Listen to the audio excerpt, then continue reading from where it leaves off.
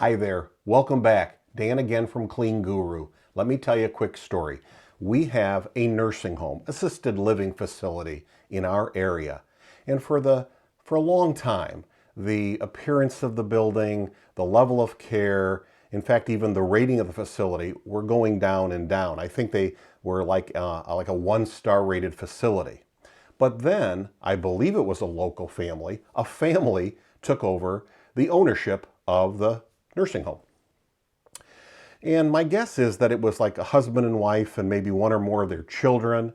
I'm sure they have other employees, but the impact of the family taking over, really taking ownership of the attitude and the strategy made a huge difference.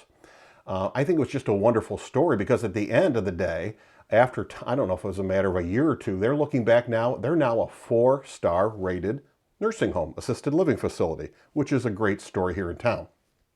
Now, it's a great encouragement for you and I to think that if we sit down, it doesn't matter if we have our wife and children, if it's a family-run business necessarily, that'd be great too.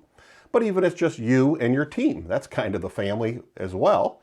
And so it really makes a bigger point that we can, as the owners of a company, make a big impact in our company. We can sit down and say, what do we believe in? What are our principles?